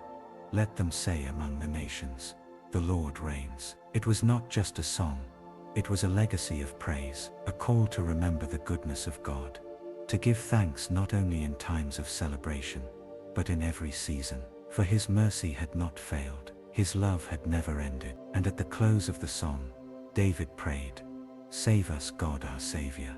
Gather us and deliver us from the nations, that we may give thanks to your holy name and glory in your praise. The song ended, but the praise did not. The people said, Amen, and praised the Lord. And the day marked the beginning of a deeper worship among God's people, one rooted in remembrance, in thanksgiving, in the unshakable truth that the Lord is good, and his love endures forever. Even now the invitation remains, to look back and remember, to look up and rejoice, to lift your voice, even in the quiet moments, and say, give thanks to the Lord, for he is good. His love endures forever. 2 Chronicles 7. If my people pray, I will heal their land. If my people who are called by my name will humble themselves and pray, and seek my face and turn from their wicked ways, then I will hear from heaven, and I will forgive their sin, and will heal their land. The morning light filtered through the smoke of sacrifices, rising like incense to the heavens. The temple stood in magnificent stillness, newly completed, freshly consecrated, a house built for the glory of God. Solomon had prayed, the people had gathered, and now they waited. Then it happened. Fire, heavenly fire, fell from above, consuming the burnt offering in an instant. It was not a spark, not a flicker, but a consuming blaze that signified divine acceptance. The glory of the Lord filled the temple so powerfully that even the priests could not enter. The people fell to the ground, faces to the pavement, hearts bowed low, mouths declaring, he is good, his love endures forever. They had seen it with their eyes, the presence of the Almighty descending in holiness, power, and love. The temple was not just stone and gold, it was holy ground. It was the place where heaven touched earth. For 7 days they celebrated, feasting, worshipping, rejoicing. Solomon led them, offering sacrifices in numbers too great to count. The courts of the Lord rang with music and song, the air alive with the sound of cymbals, lyres and trumpets. And when it was done, when the final prayer had been spoken, when the final song had faded into the dusk, Solomon sent the people home, joyful, glad of heart, filled with the goodness of the Lord. But then, in the quiet of the night, the Lord came to Solomon. It was not with fire, it was not with thunder, it was with words, words that would echo through generations, a promise and a warning, wrapped in the voice of love. I have heard your prayer, and have chosen this place for myself as a temple for sacrifices. God had listened. He had seen their hearts. He had received their worship. And now, he was giving Solomon something greater than celebration. He was giving him a covenant. When I shut up the heavens so that there is no rain, or command locusts to devour the land, or send a plague among my people, there would be hardship, not always because of rebellion, but sometimes as a divine call to return. The land might grow dry, the crops might fail, the silence from heaven might feel heavy, but that was not the end. If my people who are called by my name, called, named, chosen, will humble themselves, bend the knee, lay down pride, come low before the throne, and pray and seek my face, not just words, not just ritual, but real communion, a heart that yearns to know him again, and turn from their wicked ways, repentance, not just sorrow, but transformation, a turning away from sin, and a turning toward the Father. Then I will hear from heaven, and I will forgive their sin, and will heal their land. What a promise! He will hear, he will forgive, he will heal. The drought would end, the locusts would leave, the plague would pass, not because of human strength, but because of divine mercy, because of a God who longs to restore. Now my eyes will be open, and my ears attentive to the prayers offered in this place. God watches, he listens, his gaze never leaves those who cry out to him. The temple may have been built of stone, but the true dwelling place of God would always be with his people, in their prayers, in their obedience, in their humble hearts. I have chosen and consecrated this temple, so that my name may be there forever. My eyes and my heart will always be there, always, even when they strayed, even when they forgot, even when exile came, and the temple was torn down. His heart remained with them, because his promise was never about a building alone. It was about a relationship, a covenant, a love that reached deeper than rebellion and higher than the heavens. But the Lord did not stop with the promise. He gave a warning. But if you turn away and forsake the decrees and commands I have given you, then I will uproot Israel from my land, and this temple I have consecrated for my name I will reject. Sobering words. God's love is steadfast, but he is also holy. He is merciful, but he does not ignore sin. The very temple that had been filled with glory could become a ruin if the people chose to forsake their God. And yet, even then, the door would never fully close, because the heart of the Father always calls his children home. In every generation, the invitation stands. If my people, if they will humble themselves, if they will pray, if they will seek my face, if they will turn, then I will hear, then I will forgive, then I will heal. And so the words of 2 Chronicles 7 continue to breathe hope into weary lands, into broken hearts, into nations in need of revival. The question is not whether God is willing. The question is, will we respond? Will we bow low, lift our eyes and cry out again to the one who alone can restore? Because the promise still stands. If my people, then I will heal their land. Ezra 3. The foundation is laid and joy fills the people. With praise and thanksgiving they sang to the Lord. He is good, his love toward Israel endures forever. And all the people gave a great shout of praise to the Lord, because the foundation of the house of the Lord was laid. The air was cool, the sun rising slowly over the ruins of a city once filled with glory. Jerusalem, once the jewel of Zion, once the dwelling place of God, had stood in ashes for too long, but now the people had returned, not just to rebuild walls of stone, but to restore what had been broken, the heart of their worship, the house of the Lord. It had been decades since they walked these streets. Many had never seen the former temple. They had only heard the stories passed down of Solomon's glory, of the fire that fell, of the glory that filled the courts. But now they were here, led by Zerubbabel, a prince of the royal line, and Jeshua the high priest. The people gathered with one purpose: to begin again. The altar was the first to be restored. Before the temple's foundation was ever touched, they rebuilt the place of sacrifice. There in the open air, they offered burnt offerings to the Lord, and evening, day after day. Why the altar first? Because worship had to be at the center. Even before the structure, even before the walls, they needed a place to meet with God, a place to bring offerings of thanksgiving, a place to pour out their hearts. Fear still lingered around them. Enemies watched, threats whispered through the land, but they did not stop. They kept the feasts, they honored the law, and above all they remembered who they were. A people called by God's name. In the second month of the second year after their return, the real work began. Stones were gathered, timber brought down from Lebanon.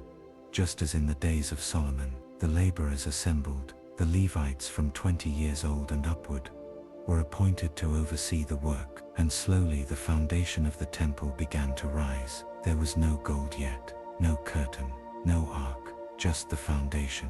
But to the people, it was everything. When the final stone was placed, when the base of the temple had taken shape, the priests put on their robes, the Levites took up cymbals, trumpets sounded, and with one voice the people praised the Lord. He is good. His love endures forever. It was the same song sung at Solomon's dedication, the same melody echoed through time, but now it rang with new meaning. They had returned from exile. They had survived judgment, and God in mercy had brought them back. The people shouted, loudly, joyfully. The sound echoed through the land. A cry of victory, a declaration of hope. The foundation had been laid. The promise had not been forgotten. The covenant still stood. But among the joy there were tears. The older men, the ones who had seen the first temple, stood among the crowd and wept, not out of sorrow alone, but out of remembrance. They saw the stones and remembered the glory. They heard the song and remembered the fire. Their tears were a mixture of grief and gratitude, mourning what was lost, yet moved by what was being restored. And so in that moment joy and sorrow mingled together, laughter beside lament, hope beside memory, a shout of praise beside a cry of longing. The noise was so loud that it was impossible to distinguish the weeping from the rejoicing. All of it rose together to the heavens, an offering of the heart, a song only God could fully understand. And he did, because he knew the journey, he knew the pain of exile, he knew the cost of return, and he rejoiced with them, for their hearts were turning back. The foundation was laid, not just of stone but of faith, a new beginning, a holy restart. And though the temple was not yet complete, the presence of the Lord was already stirring among them. The restoration had begun, and as the people looked at the foundation, they saw more than construction. They saw redemption, they saw hope, they saw the mercy of a God who brings his people home. And so they sang, He is good, his love endures forever. The same God who brought them out of Egypt, the same God who walked with them through the wilderness, the same God who allowed exile to refine them, was now the God rebuilding them, stone by stone, heart by heart. And the joy that filled the people was not based on what they had lost, but on the foundation that now stood beneath their feet. The house of the Lord would rise again, because the God of restoration was still writing their story, and it was far from over. Nehemiah 1. A broken heart and a prayer for restoration. When I heard these things, I sat down and wept. For some days I mourned and fasted and prayed before the God of heaven. The sun had already set, casting long shadows over the palace in Susa, where Nehemiah served as cupbearer to the king, a position of honor, a role of trust. Yet his heart was far from the comfort of royal courts. His thoughts were with Jerusalem, the city of his ancestors, the city of God. Word had come from his brother Hanani, fresh from Judah, and the news was not good. The remnant there in the province who had survived the exile is in great trouble and shame. The wall of Jerusalem is broken down, and its gates are destroyed by fire. Nehemiah could scarcely breathe. The words pierced deeper than swords. Jerusalem, the place of worship, the dwelling of God's presence, the symbol of his covenant, was exposed, vulnerable, disgraced. He sat down and he wept. It wasn't just a moment of sadness, it was a soul-deep sorrow, a mourning that stretched for days. He fasted, he prayed, and he poured out his heart before the God of heaven. not in hurried words or rehearsed lines, but in raw, honest, holy desperation. Lord, the God of heaven, the great and awesome God who keeps his covenant of love with those who love him and keep his commandments, let your ear be attentive and your eyes open to hear the prayer your servant is praying before you day and night. He confessed, not just for others but for himself. We have sinned, he said. We have acted corruptly. We have not obeyed. There was no blame shifting, no excuses, only repentance. He remembered the words of Moses that if the people were unfaithful, they would be scattered. But if they turned back, God would gather them again. He clung to that promise. If your people return to you, even if they are exiled to the farthest horizon, you will bring them back. That was Nehemiah's hope. That was his cry. Lord, let your ear be attentive to the prayer of your servant and to the prayer of your servants who delight in revering your name. Give your servant success today by granting him favor in the presence of this man, the king. Nehemiah had a plan, but before plans came prayer, before strategies came surrender, before rebuilding came repentance. He had never seen the temple in its glory, never walked the streets of Jerusalem when the walls stood strong. But he knew the history, he knew the promises, and more than anything, he knew the heart of God. And what broke God's heart broke Nehemiah's. The broken walls were a picture of a broken people, a nation scattered, ashamed without covering. And though Nehemiah stood in a position of influence, he could not ignore the cry of his homeland. So he did the only thing he knew to do. He prayed, he fasted, he humbled himself. He brought the pain before God and believed somehow that restoration was still possible, that the ruins could be rebuilt, that the gates could stand again, that God in his mercy could breathe life back into a weary people.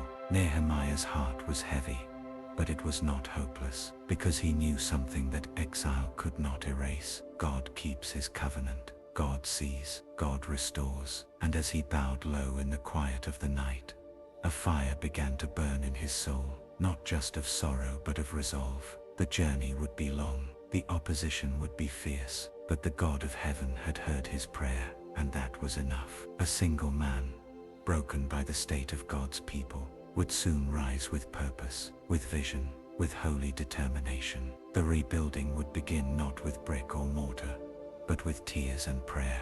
And in time Jerusalem would stand again, because one man allowed his heart to break and lifted that brokenness to the one who heals all things. When I heard these things, I sat down and wept, and that weeping became the first stone laid in the wall of restoration. Esther 4. For such a time as this, God raises you up. And who knows but that you have come to your royal position for such a time as this? The palace shimmered in the afternoon sun, its golden spires and white marble halls cloaked in silence. But outside its walls, the city of Susa was restless. News had spread like wildfire. A decree sealed by the king's ring, spelling death for the Jewish people. The date had been set. The law could not be revoked. Fear gripped every heart, and in the midst of the sorrow stood Mordecai, tearing his clothes, putting on sackcloth and ashes, wailing in the city square. He did not hide his grief. He did not try to suppress the pain. He mourned for his people, for his future, for the injustice that now loomed over them like a shadow. Word of Mordecai's anguish reached the queen's chambers. Esther, tucked away in royal comfort, had not yet heard the full extent of the king's decree. She sent clothes to her cousin, hoping to ease his sorrow, but he refused them. It wasn't comfort he needed, it was courage. Mordecai sent word through a messenger, urging Esther to go before the king, to plead for her people, to speak up, to intervene, but her heart trembled. No one approached the king without being summoned. To do so uninvited meant death, unless he extended the golden scepter, and it had been 30 days since she'd last seen him. She sent back a reply, hesitant but honest, reminding Mordecai of the risk. But Mordecai's answer pierced through every excuse. Do not think that because you are in the king's house you alone of all the Jews will escape. For if you remain silent at this time, relief and deliverance will arise from another place, but you and your father's family will perish. And who knows but that you have come to your royal position for such a time as this. For such a time, a moment divinely orchestrated, a purpose hidden beneath layers of favor, beauty, and mystery. Esther stood at a crossroads. She could stay silent, safe, or she could step into the fire of obedience. She took a breath, long and slow, and sent her response, "Go, gather all the Jews in Susa, fast for me, do not eat or drink for 3 days night or day. I and my attendants will fast as well. And when this is done, I will go to the king, even though it is against the law." And then the words that echoed through generations, "If I perish, I perish." A heart surrendered, a life laid down, a woman, no longer hiding behind the crown, but standing in her calling. Esther, once an orphan, once a captive, was now a queen with purpose. And though fear pressed in on every side, faith rose stronger. She understood now, God had not placed her in the palace for comfort. He had placed her there for a calling. And in that moment, the foundation of deliverance was laid, not by sword, not by armies, but by the quiet strength of a woman willing to risk everything, for her people, for her God. For such a time as this, the fasting began, the prayers ascended, and heaven leaned in, because when one heart says yes, when one soul chooses courage over comfort, obedience over ease, God moves. The threat was real, the stakes were high, but so was the calling. And the God who raises up kings and queens, who places his children in positions of influence, was not silent. He was preparing Esther, and he prepares us too, for moments that seem impossible, for challenges we never imagined. For such a time as this, maybe you feel small, unseen, unprepared, but God sees. He knows the time, he knows the purpose, and when the moment comes, he gives strength to stand. Esther's courage would save a nation, but first it would save her soul, because the greatest victory comes not from avoiding the fire, but from walking through it with God. So whatever you face today, remember, you have been placed where you are not by accident, but by divine design. For such a time as this, if I perish, I perish. And yet when God is with you, you will rise. For this is not just Esther's story, it is ours, it is yours, and he is faithful still. Job 1. A man of faith in the midst of great trials. Then the Lord said to Satan, "Have you considered my servant Job? There is no one on earth like him. He is blameless and upright, a man who fears God and shuns evil." There are moments in life when everything seems to unravel in an instant, when stability gives way to chaos, and blessings are swallowed by grief. In the story of Job, we encounter a man whose life was marked by abundance and honor, only to be stripped of it all in a cascade of unimaginable loss. Yet, in the center of that storm, Job's unwavering faith would shine like a beacon, offering a testimony to the power of trust in God amidst the fiercest of trials. Job was a man of deep integrity, righteous in his conduct, generous in spirit, and devout in his reverence for God. He was blessed with a large family, vast wealth, and a reputation of honor among his people. Yet behind the scenes, a conversation took place in the heavenly realms, one that would set into motion a test beyond comprehension. Satan came before the Lord, seeking to challenge the foundation of Job's faith. "Does Job fear God for nothing?" he asked, implying that Job's righteousness was merely a byproduct of his prosperity. And so, with divine permission, Job's world began to fall apart, not as a punishment, but as a test. In a single day, messengers came to Job with breathless urgency, each bearing news more devastating than the last. The Sabaeans attacked, and his oxen and donkeys were stolen. Fire fell from the heavens, consuming his sheep and the servants who tended them. The Chaldeans raided, stealing his camels, and worst of all, a mighty wind struck the house where his sons and daughters were feasting, collapsing it and killing them all. The silence that followed was heavy, an unbearable void filled with pain that words could not touch. Everything he held dear had vanished like a vapor. And yet, Job did not curse the heavens. He did not shake his fist at the sky, or retreat into bitterness. Instead, Job tore his robe, shaved his head, and fell to the ground in worship. He said, "Naked I came from my mother's womb, and naked I will depart. The Lord gave, and the Lord has taken away. Blessed be the name of the Lord." In those words, a profound truth echoes, one that defies earthly logic. Worship in the midst of sorrow, praise in the face of pain. Job's response was not born of comfort or understanding. It was born of deep, unshakable faith. He did not understand why his life was unraveling.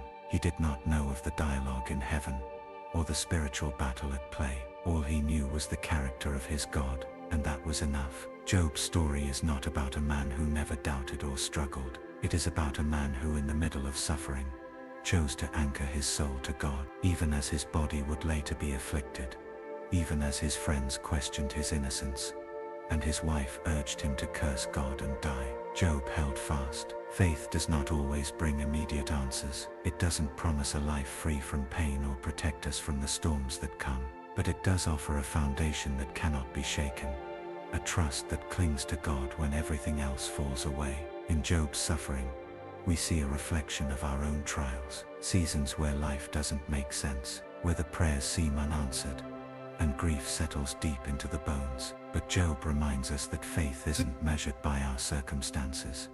It is revealed through them. There is a quiet strength in surrendering our understanding to God, a power in saying, "Even when I do not see, I will still trust." Job's posture was not one of defeat but of reverence, and in due time, though he did not know it then, restoration would come. His story would not end in ashes. For us too, the storms we face are not the end of the story. God is still sovereign, still present, still good. When you find yourself in a season of loss or suffering, when your world feels like it's collapsing around you, remember Job. Remember that the same God who held him in the valley is holding you.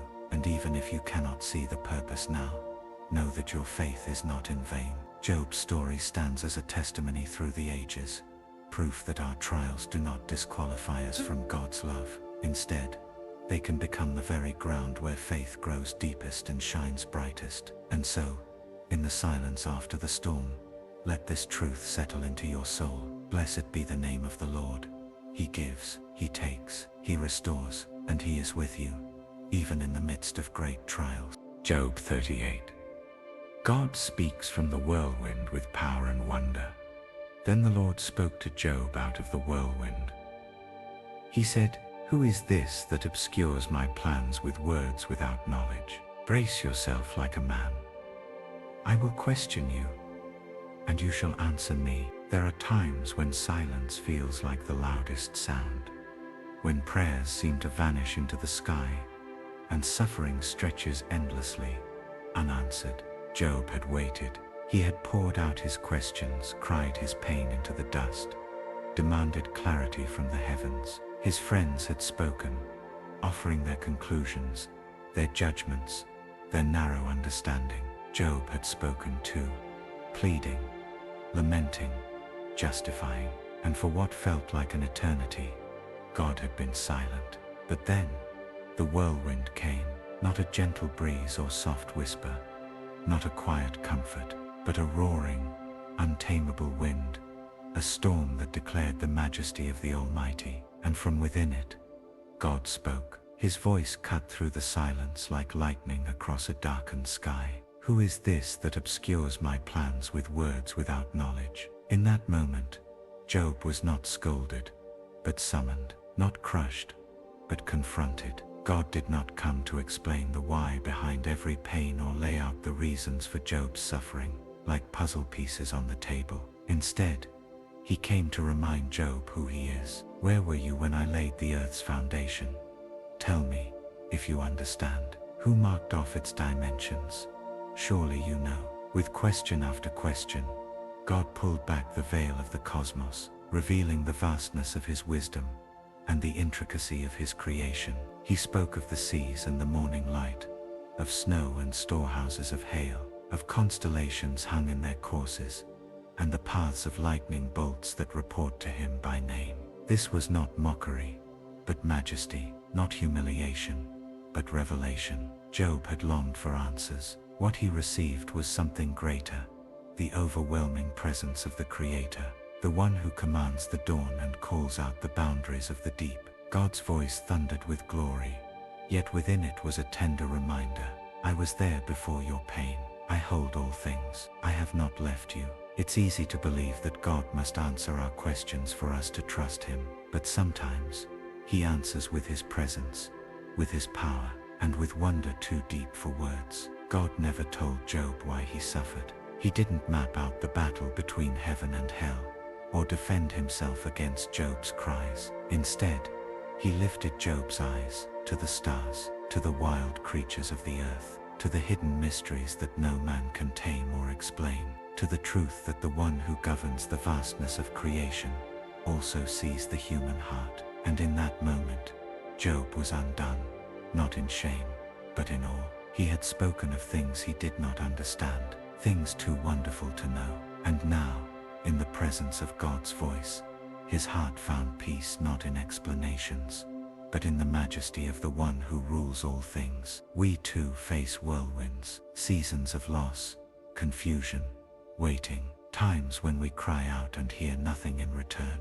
But Job's story reminds us the silence is not absence, and when God speaks, he does so with power, with purpose, and with glory that reaches beyond our pain. When you feel forgotten, when the questions rise louder than the answers, lift your eyes. Remember the voice that speaks from the storm, the voice that formed the oceans, flung the stars into space, and knows every sparrow that falls. He does not owe us explanations, yet he offers us something deeper, his presence. And that is where peace is found. So when the whirlwind comes, do not fear it. God speaks from the storm, not to destroy, but to reveal, not to silence our hearts, but to lift them to something higher. For in his voice is both thunder and tenderness, both mystery and mercy, and in him we find the anchor for every question we cannot answer. Trust in the one who formed the foundation. He sees you, he hears you,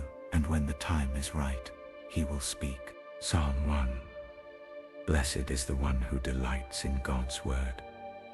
Blessed is the one who does not walk in step with the wicked, or stand in the way that sinners take, or sit in the company of mockers, but whose delight is in the law of the Lord, and who meditates on his law day and night. The path of blessing doesn't always begin with doing something. It begins with choosing where not to go. It begins with a heart that turns away from compromise, from mockery, from the influence of those who walk in darkness. Psalm 1 paints this contrast in simple yet striking terms. Two paths, two lives, two destinies. There is one who walks in the way of the Lord, and there is one who drifts with the crowd, whose steps follow the course of the world, who settles into the seat of scoffers and grows numb to truth. But the one who is blessed, the one truly anchored and alive, delights in something different altogether. Their joy is in the Word of God. This isn't a casual interest or a religious duty. It's a delight, a love that draws them back, day and night, to the voice of the Lord. They meditate on his law, not with pressure, but with passion. It shapes them, guides them, nourishes them like water to a thirsty tree. And then comes the promise. That person is like a tree planted by streams of water, which yields its fruit in season, and whose leaf does not wither. Whatever they do prospers.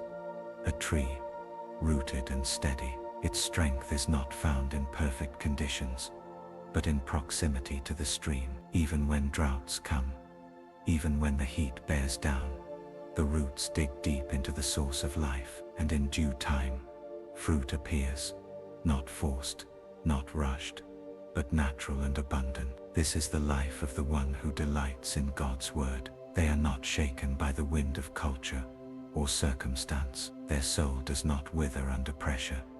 Instead, they grow quietly, consistently, in season and out of season.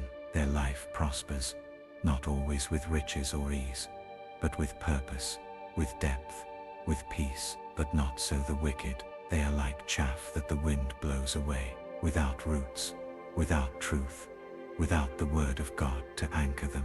Their lives scatter like dust, their pursuits fade, Their strength fails, their way ends in ruin, and when the judgment comes, there will be no place for them to stand, not because they were unloved, but because they never chose to be planted. The Lord knows the way of the righteous. He watches, He leads, He blesses. His eyes are on those who love Him and seek His truth. But the way of the wicked will perish, not suddenly, but steadily, as they drift further from the one who gives life. Psalm 1 is more than a poem. It is an invitation, a warning, a promise. It calls us to choose our path, to plant our lives by the stream of God's word, to resist the pull of mockery and sin, and to find joy in His truth every single day. Even now, the choice stands before us, to turn from empty counsel and hollow laughter, to turn toward the word that never fails, to grow like trees beside the stream, bearing fruit that will last. Blessed is the one who delights in the Lord. Blessed is the one who loves His word. Blessed is the one who is rooted, nourished, and unshakable, because they walk not in the way of the wicked, but in the light of the living God. Let us be that one. Psalm 27. The Lord is my light and my salvation. The Lord is my light and my salvation. Whom shall I fear? The Lord is the stronghold of my life. Of whom shall I be afraid? The night may be long, and shadows may stretch across the soul, but for those who belong to the Lord there is always a light, constant, unwavering, eternal. Psalm 27 rises like a song from the heart of a warrior poet, a man who had walked through valleys and fled from enemies, yet found his peace not in the absence of danger, but in the presence of God. David had known what it meant to be pursued. He had felt the breath of fear on his neck, heard the whispers of betrayal, and stood in the crosshairs of kings. But his refuge was never in fortresses made of stone. His safety was not found in weapons or armies. His deliverance came from a higher place. The Lord was his light. When darkness loomed, when confusion reigned, when despair threatened to choke out hope, David turned his eyes upward, and in the brilliance of God's presence, fear lost its grip. Though an army besiege me, my heart will not fear. Though war break out against me, even then I will be confident. His confidence wasn't born of arrogance. It came from intimacy. One thing he sought, one thing he longed for, to dwell in the house of the Lord all the days of his life, not just in moments of peace, but in every season, in the chaos, in the chase, in the stillness, to gaze upon the beauty of the Lord, and to seek Him in His temple. This was the secret place, a sacred refuge. In the shelter of God's presence, David found strength. In the tabernacle of the Most High, he found courage to face every giant and every storm. And when he lifted his voice in praise, even in the midst of trial, the enemy's power broke like waves upon the rocks. For in the day of trouble, He will keep me safe in His dwelling. He will hide me in the shelter of His sacred tent, and set me high upon a rock. And from that high place, David declared his trust. He asked, yes, he pleaded, but even his cries were soaked in faith. Hear my voice when I call. Lord, be merciful to me and answer me. His heart was not hardened by delay. He did not give up when silence lingered. He sought God's face with a steady resolve. My heart says of you, seek His face. Your face, Lord, I will seek. Even when others turned away, even when father and mother forsook him, David knew, the Lord will receive me. And with that truth, he asked not just for rescue, but for guidance. Teach me your way, Lord. Lead me in a straight path, because those who follow the light will never be lost in the dark. And then at the close of the psalm, like a whisper for the weary and a shout for the brave, comes the declaration that has anchored countless hearts through generations. I remain confident of this. I will see the goodness of the Lord in the land of the living. Wait for the Lord. Be strong and take heart, and wait for the Lord. This is more than poetry. It's a promise that even when fear surrounds, there is a light that cannot be extinguished. That even when the future is unknown, the presence of God is sure. That those who wait upon the Lord will rise, will stand, and will see His goodness, not just in eternity, but in the land of the living. So when your world trembles and the shadows draw near, when the path ahead feels uncertain, and your heart grows faint, lift your eyes. The Lord is your light. The Lord is your salvation. Whom shall you fear? Wait on him. He will come. He always does.